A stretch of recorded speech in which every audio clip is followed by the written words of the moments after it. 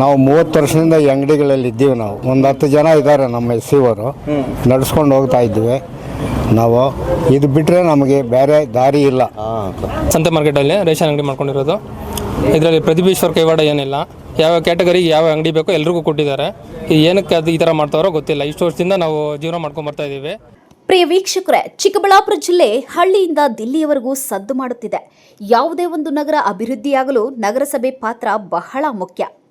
ಅಂದಹಾಗೆ ಚಿಕ್ಕಬಳ್ಳಾಪುರ ನಗರಸಭೆ ಸಂತೆ ಮಾರ್ಕೆಟ್ನಲ್ಲಿ ವಾಣಿಜ್ಯ ಮಳಿಗೆಗಳ ಹರಾಜು ಪ್ರಕ್ರಿಯೆ ವಿಚಾರದಲ್ಲಿ ರಾಜಕೀಯ ತಿರುವುಗಳು ಪಡೆದುಕೊಳ್ಳುತ್ತಿದೆ. ಅಲ್ಲದೆ ಪ್ರಸ್ತುತ ಇರುವ ವರ್ತಕರಲ್ಲಿ ಬೆಟ್ಟದಷ್ಟು ಆತಂಕ ಶುರುವಾಗಿದೆ. ಇನ್ನು ಇಲ್ಲಿನ ವರ್ತಕರು ಹೇಳೋ ಹಾಗೆ ಹರಾಜು ಪ್ರಕ್ರಿಯೆ ಆಗದೆ ನಗರಸಭೆಯದ್ದೇ ಸುಮಾರು 14 ಕೋಟಿ ವೆಚ್ಚದಲ್ಲಿ ನಿರ್ಮಾಣವಾಗಿದ್ದ ಕಟ್ಟಡವೊಂದು ಇದೀಗ ಪಾಳು ಕೊಂಪೆಯಾಗಿದೆ. ಇಲ್ಲಿ 40ಕ್ಕೂ ಹೆಚ್ಚು ಮಳಿಗೆಗಳಿವೆ. ಆದರೆ ಇವು ಅನೈತಿಕ ಚಟುವಟಿಕೆಗಳ ತಾಣವಾಗಿ ಪರಿಣಮಿಸಿದ್ದು ಮಹಡಿಯಲ್ಲಿ ಗೊಬ್ಬು ನಾರುತ್ತಿದೆ. ಅವೈಜ್ಞಾನಿಕ ಕಟ್ಟಡವನ್ನು ನಿರ್ಮಾಣವಾದಿದ್ದರಿಂದ ಕೆಲಸಕ್ಕೆ ಬಾರದಂತಾಗಿದೆ. ಆದರೆ ಇದೀಗ 30 ವರ್ಷಗಳಿಂದ ನಮ್ಮ ಕುಟುಂಬಕ್ಕೆ ಜೀವನಾಧಾರವಾಗಿರುವ ಅಂಗಡಿ ಮಳಿಗೆಗಳಿಂದ ನಮ್ಮನ್ನ ಹೊರ ಹಾಕುವ ಹುನ್ನಾರ ನಡೆಯುತ್ತಿದೆ ಎಂದು ತಮ್ಮ ನೋವನ್ನ ಹೇಳಿಕೊಂಡರು. 1986ರಲ್ಲಿ ಅಂಗಡಿ ಮಳಿಗೆಗಳಾಯಿತು. ಅದಕ್ಕಿಂತ ಮೊದಲು ನಮ್ಮ ತಂದೆಯವರು ಇದೇ ಮಳಿಗೆಗಳಲ್ಲಿ ಪ್ಲಾಸ್ಟಿಕ್ ಹಾಕ್ಕೊಂಡು ಪ್ಲಾಸ್ಟಿಕ್ನಲ್ಲಿ ವ್ಯಾಪಾರ ಮಾಡಿಕೊಂಡು ಬರ್ತಾಯಿದ್ದವರು. ಆಮೇಲೆ ನಗರಸಭೆಯವರು ನಮ್ಮ ಹತ್ರ ಠೇವಣಿ ತೊಗೊಂಡು ನಮಗೆ ಚಿಕ್ಕಾಗಿ ಗೂಡುಗಳು 4x6 ಅಂಗಡಿಗಳನ್ನ ಕಟ್ಟಿ ನಮಗೆ ಕೊಟ್ಟಿರ್ತಾರೆ. ಕೊಟ್ಟು ಅವತ್ತಿಂದ ನಾವು ಕಾಲಕ್ರಮೇಣ ಏನೇನಿದೆ ರೈಸ್ ಮಾಡ್ಕೊಂಡು ಇಲ್ಲಿವರೆಗೂ ನಡ್ಸ್ಕೊಂಡು ಬರ್ತಾ ಇರ್ತೀವಿ. ಅದ್ರ ಮೊದಲು ನಮ್ಮ ಹತ್ರ 9 ಅಂಗಡಿ ರಿಸರ್ವ್ ಇದೆ, ಆಲ್ರೆಡಿ ಇದೆ. ರಿಸರ್ವ್ಡ್ ಆಗಲಿ 9 ಅಂಗಡಿ ನಮ್ಮ SC ST ಅವ್ರದ್ದು ಇದೆ ಆಯಿತಾ. ಇನ್ನು ನಮ್ಮ ಇದರಲ್ಲಿ ಕಾಂಪ್ಲೆಕ್ಸಲ್ಲಿ 40-50 ಅಂಗಡಿ ಇನ್ನೂ ಖಾಲಿ ಇದೆ.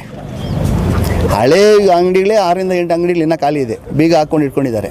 ಅದು ಆವಾಗಲೇ 3-4 ವರ್ಷ ಆಗಿರುತ್ತೆ. ಅದನ್ನೇ ನೀವಿನ್ನು ವಿಲೇವಾರಿ ಮಾಡಿಲ್ಲ. ಯಾರು ಬೇಕೋ ಕೊಡ್ಬೋದಾಗಿತ್ತಲ್ವ,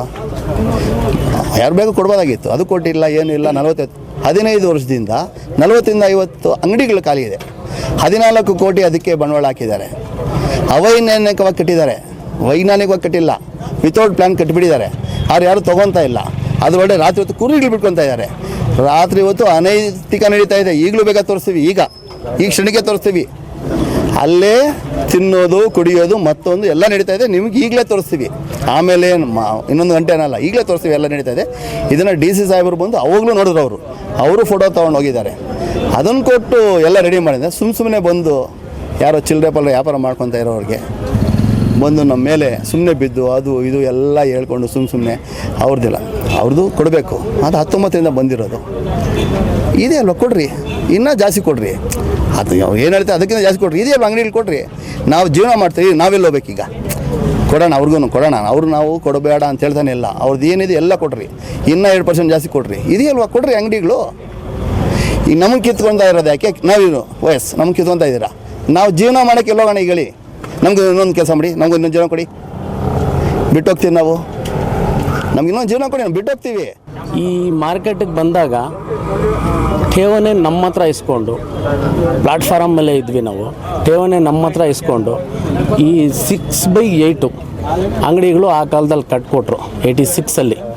ಆ ಕಾಲದಿಂದ ಈ ಕಾಲಕ್ಕೆ ನಾವು ಇದೇ ವ್ಯಾಪಾರ ಮಾಡಿಕೊಂಡು ಕಾಲಕ್ಕೆ ಬಾಡಿಗೆ ಜಾಸ್ತಿ ಮಾಡಿಕೊಂಡು, ಏನು ನಗರಸಭೆ ಅವ್ರು ಹೇಳ್ತಾರೆ ಬಾಡಿಗೆ ಜಾಸ್ತಿ ಮಾಡಿ, ಆ ಜಾಸ್ತಿ ಬಾಡಿಗೆ ಕಟ್ಕೊಂಡು ಪ್ಲಸ್ಸು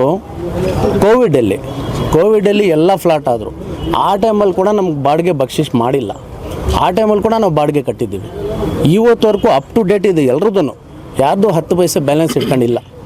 ಈ ಟೈಮಲ್ಲಿ ಸಡನ್ನಾಗಿ ಬೇರೆ ರಾಜಕೀಯ ಅವ್ರದ್ದು 100 ಇರಬಹುದು, ನಮಗೆ ಬೇಕಾಗಿಲ್ಲ. ನಾವು ಬಡವರು, ಅವ್ರು 100 ಪಕ್ಕದಲ್ಲಿ ಇಟ್ಬಿಟ್ಟು ನಮಗೆ ನ್ಯಾಯ ದೊರಕಿಸ್ಕೊಡ್ಬೇಕು. ನಮ್ಮ ಸಂತೆ ಮಾರ್ಕೆಟವ್ರಿಗೆ ನ್ಯಾಯ ದೊರಕಿಸ್ಕೊಡಿ. ಇನ್ನೊಂದು ಮಾತು, 3 ಕೋಟಿ ವೆಚ್ಚದಲ್ಲಿ 3 ಕೋಟಿ ವೆಚ್ಚದಲ್ಲಿ ಹಿಂದ್ಗಡೆ ಒಂದು ಮಳಿಗೆ ಇದೆ. ಈ ಮಾರ್ಕೆಟ್ ಹಿಂದ್ಗಡೆನೇ ಇದೆ. ಅದು ಕಟ್ಟಿಬಿಟ್ಟು 15 ವರ್ಷ ಆಯಿತು ಸರ್. ಒಂದು 15 ಬಾರಿ ಆ್ಯಕ್ಷನ್ ಮಾಡಿದ್ದಾರೆ. 15 ಬಾರಿ ಆ್ಯಕ್ಷನ್ನಲ್ಲಿ 4 ಅಂಗಡಿಗಳಲ್ಲಿ 1 ಅಂಗಡಿ ಓಪನ್ ಇರುತ್ತೆ. ಇನ್ನು ಯಾರೂ ಓಪನ್ನು ಮಾಡಲ್ಲ. ಬಿಕಾಸ್ ಆಫ್ ಅಲ್ಲಿ ವ್ಯಾಪಾರ ನಡೆಯಲ್ಲ. ಕೃಷ್ಣ ಟಾಕೀಸ್ ಮುಂದೆ ಹೊಸ್ದಾಗಿ ಕಟ್ಟಿರೋ ಒಂದು 5 ವರ್ಷ 6 ವರ್ಷ ಆಯಿತು. ಅದು ಹರಾಜಿಕ್ಕಿಲ್ಲ ಇವತ್ತವರೆಗೂ. ಹರಾಜಿಕ್ಕಿದ್ರೂ ಜನ ಅಲ್ಲೂ ಹೋಗಲ್ಲ. ಯಾಕೆ?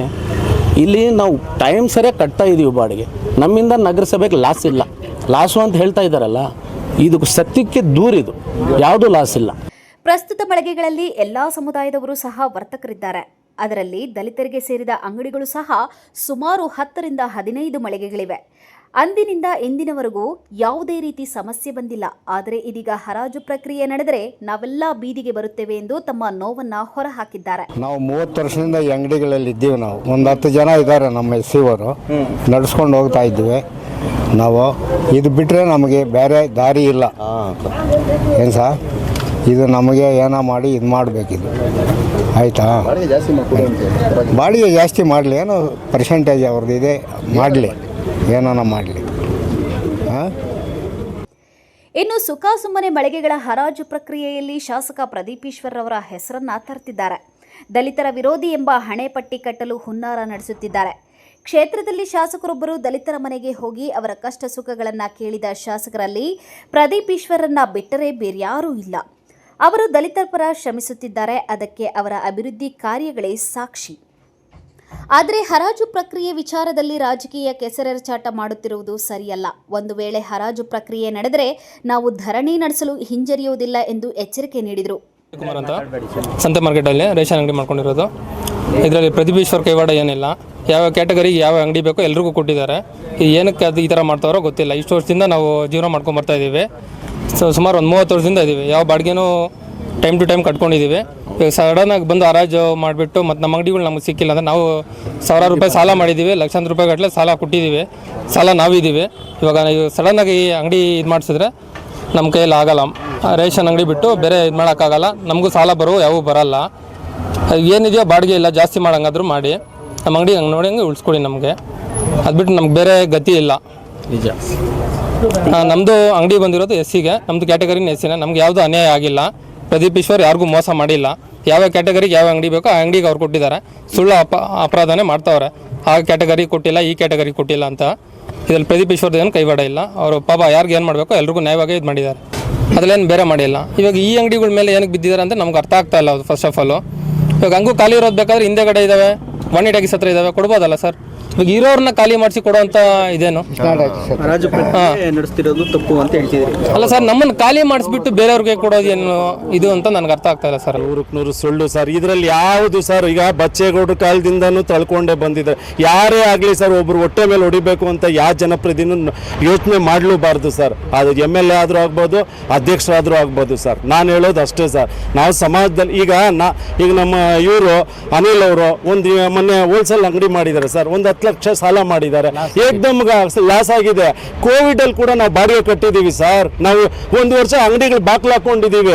ನಾವು ಆದ್ರೂ ನಮ್ಗೇನು ವ್ಯಾಪಾರನೇ ನಡೀತಾ ಇರಲಿಲ್ಲ. ಆ ಟೈಮಲ್ಲಿ ನಾವೇನು ನೀವು ಬೇರೆಯವರು ಕೊಡಬೇಕು ಅಂದರೆ ಇನ್ನೂ 15 ಅಂಗಡಿಗಳು ಖಾಲಿ ಇದೆ ಸರ್. ಅದರಲ್ಲಿ ಕೊಡಿ.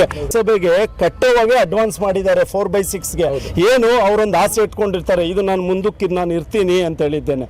ದಯವಿಟ್ಟು ನಾನು ಇದೇ ಸರ್ ಹೇಳೋದು, ಏನಿದೆ ನಮ್ಮನ್ನ ಖಾಲಿ ಮಾಡಿಸೋದು ಬೇಡ. ಏನಿದೆ ಫಿಕ್ಸ್ ಬಾಡಿಗೆ ರೈಸ್ ಮಾಡಿ. ನೀವೇನು ಬಾಡಿಗೆ ರೈಸ್ ಮಾಡ್ತೀರಿ ನಾವು ಕಟ್ಟಕ್ಕೆ ರೆಡಿ ಇರ್ತೀವಿ ಸರ್. ಕೆಲವು ರಾಜಕೀಯ ವ್ಯಕ್ತಿಗಳು ಇದರಲ್ಲಿ ರಾಜಕಾರಣ ಬಿಡೋದು, 100 ಜನ ಹೊಟ್ಟೆ ಮೇಲೆ ಹೊಡೆಯೋ ವಿಷಯದಲ್ಲಿ ರಾಜಕಾರಣ ಮಾಡಬಾರ್ದು ಅಂತ ನನ್ನೊಂದು ವೈಯಕ್ತಿಕ ಹೇಳಿಕೆ ಸರ್. ಈರುಳ್ಳಿನ ಮಾರ್ತಾವನೆ, ಬೇರೆ ಪ್ರಪಂಚ ಗೊತ್ತಿಲ್ಲ. ಈ ಅಂಗಡಿಗಳಿಗೂ ಇಲ್ಲಿನ ಜನ ಅವ್ರ ಕುಟುಂಬಸ್ಥರಿಗೆ ಒಂದು ಸಂಬಂಧ ಈ ಮಾರ್ಕೆಟ್ ಅಂದರೆ. ಆಮೇಲೆ ಎಲ್ಲ ಫುಟ್ಪಾತಲ್ಲಿರೋರನ್ನ ಫುಟ್ಪಾತ್ಗೆ ಖಾಲಿ ಮಾಡಿಸಿದಾಗ ತಂದು ಒಳಗಡೆಗೆ ಹಾಕಿದ್ದು ಇದೇ ನಗರಸಭೆ ಅಧಿಕಾರಿಗಳೇ. ಅವ್ರು ಫುಟ್ಪಾತಲ್ಲಿ ತೊಳ್ಳ ಗಾಡಿ ಅದು ಇಟ್ಟು ಬದುಕೊಂತ ಇದ್ರು.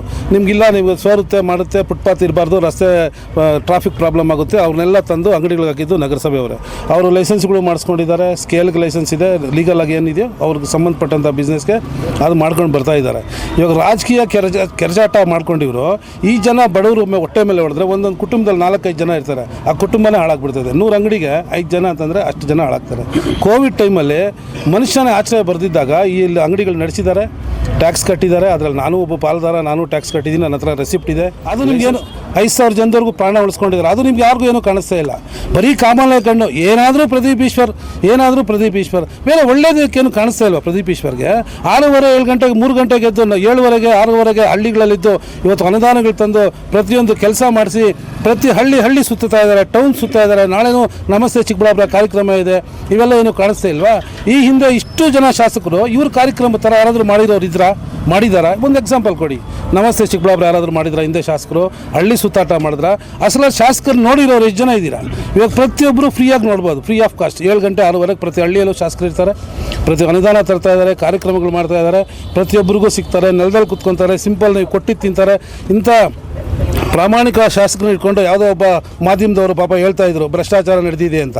ನೀವು ಭ್ರಷ್ಟಾಚಾರ ನಡೆದಿದ್ರೆ ಪ್ರೂಫ್ ಮಾಡಿ ಸ್ವಾಮಿ. ಎಲ್ಲಿ ಇಷ್ಟು ಅಂಗಡಿಗಳಿದ್ದಾರೆ, ಯಾರಾದರೂ 100 ರೂಪಾಯಿ ಕೊಟ್ಟಿದ್ದೀರೇನಪ್ಪ ಯಾರಿಗಾದ್ರು? ಏನು ಹೇಳಿದಾರಪ್ಪ ಶಾಸಕರು? ಏನು ಹೇಳಿದ್ದಾರೆ? ಯಾರಿಗೂ 100 ರೂಪಾಯಿ ಕೊಡಬೇಡಿ, ನೀವು ನಿಮ್ದು ಏನಿದೆ ನಿಮ್ಮ ನ್ಯಾಯ ದೊರಕಿಸ್ಕೊಂಡಿದ್ದಾರೆ. ಯಾವುದೋ ಒಬ್ಬ ಮಾಧ್ಯಮದವರು ವಿನಾಕಾರಣ ತೇಜೋದಯ ಮಾಡೋದು, ಏನೋ ಭ್ರಷ್ಟಾಚಾರ ನಡೀತಾ ಇದೆ ಅಂತ. ನೀವು ಭ್ರಷ್ಟಾಚಾರ ನಡೆದಿರೋದು ಪ್ರೂವ್ ಮಾಡಿ. ನಾವು ನಿಮ್ಗೆ ಏನು ಹೇಳಿದ್ರೆ ನಾವು ತಲೆದಂಡ ನಾವು ಕೊಡ್ತೀವಿ. ಸುಮ್ಮನೆ ಮಾಧ್ಯಮ ಅಂತ ಬಂದಾಗ ನಾವು ತುಂಬ ಗೌರವ ಕೊಡ್ತೀವಿ. ಯಾಕಂದ್ರೆ ನೀವೇ ಬೆಳಕು ಸಮಾಜಕ್ಕೆ. ನೀವೇ ತಪ್ಪು ಸಂದೇಶ ಕೊಟ್ಟಾಗ ಏನಾಗುತ್ತೆ, ಒಬ್ಬ ಪ್ರಾಮಾಣಿಕ ವ್ಯಕ್ತಿಗೆ ಹರ್ಟ್ ಆಗುತ್ತೆ, ಅವ್ರ ಫಾಲೋವರ್ಸ್ಗೆ ಹರ್ಟ್ ಆಗುತ್ತೆ, ಅವ್ರು ಮಾಡ್ತಾ ಇರೋ ಕೆಲಸಕ್ಕೆ ಹಿನ್ನಡೆ ಆಗುತ್ತೆ.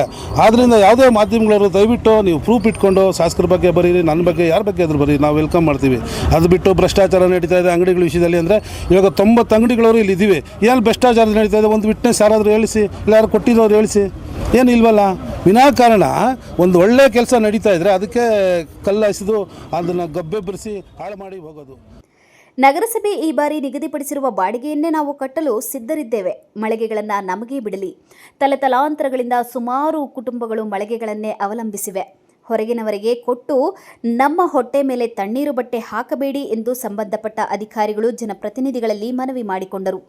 ಒಟ್ನಲ್ಲಿ ಮಳಿಗೆಗಳ ವಿಚಾರದಲ್ಲಿ ಹಗ್ಗ ಜಗ್ಗಾಟ ಮುಂದುವರೆದಿದ್ದು, ಒಂದು ಕಡೆ ಅಂದಿನಿಂದ ಮಳಿಗೆಗಳ ಮೇಲೆ ಆಧಾರವಾಗಿರುವ ವರ್ತಕರು ಬೀದಿಗೆ ಬೀಳುವ ಆತಂಕದಲ್ಲಿದ್ದಾರೆ.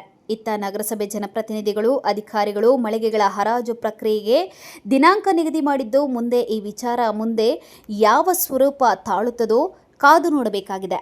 Lakshminarayan, MMTV news bureau, Chikkaballapur.